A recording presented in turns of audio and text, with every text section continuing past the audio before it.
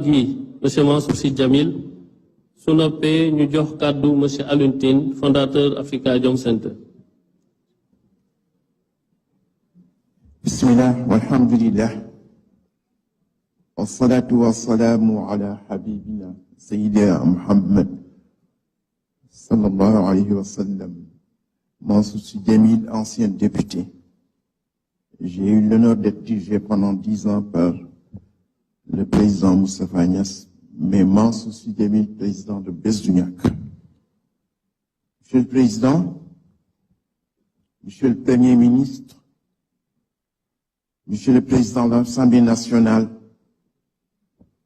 mes chers collègues et mes chers compatriotes, nous parlons d'un dialogue politique et quand on parle de politique, on parle des paroles, on parle des écrits, mais on parle également des actes.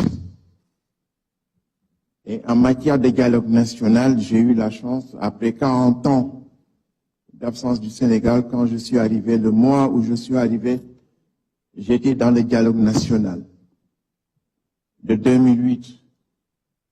Et j'y ai été avec des gens exceptionnels. Ahmed Mokhtar Mbow, Yann Yalla Rafetal Toraev, Tanor Dieng, Maïmouna Kane, Mamadou Touré, des gens qui ont fait leur preuve partout et pendant presque 1 an et demi. Ce dialogue a été un questionnement pluriel de tous les problèmes du Sénégal. Nous l'avons conclu, nous l'avons adopté et en plus nous avons eu la chance immédiatement après le dialogue. Les assisards sont venus au pouvoir parce que c'est eux qui ont battu Abdoulaye Wade et qui se sont présentés. Donc on était majoritaire à l'Assemblée nationale. On pouvait passer toutes les résolutions des assises nationales, mais nous avons perdu cette occasion-là. C'est pourquoi, Monsieur le Président, on ne peut pas réinventer la boussole. J'ai entendu plusieurs fois Monsieur le Premier ministre se référer à ce dialogue, se référer aux conclusions des assises nationales. Je voudrais qu'on dépoussière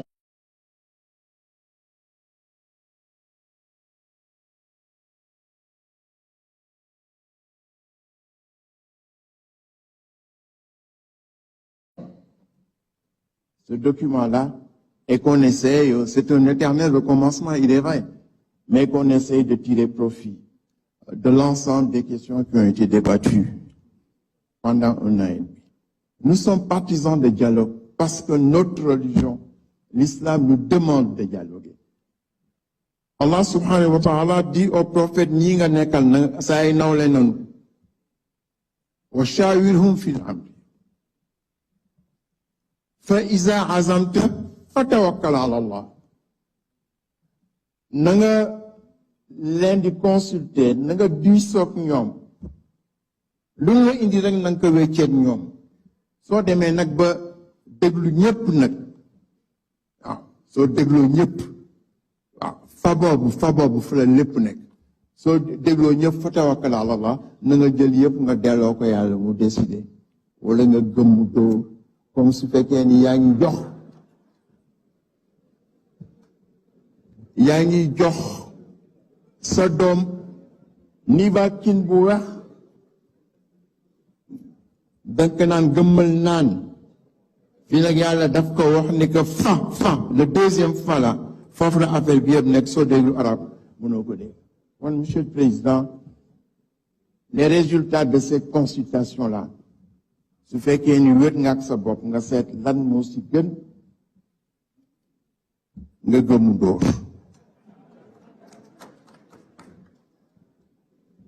Barki démb rek Ousseynou, on était ensemble à Saint-Louis si guddi Sëñ Babacar bi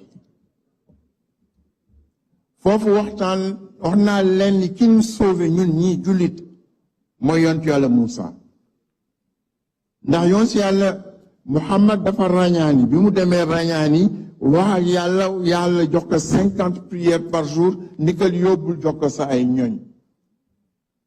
bi muy wàcc mu tasanteeg Moussa ni ko góor gi si kaw loo jëlee si moom mu ni ko 50 prières juróom fukki junne par bés julli par bés mu ni ko ëpp na dellu si góor gi nga waxtaan ak moom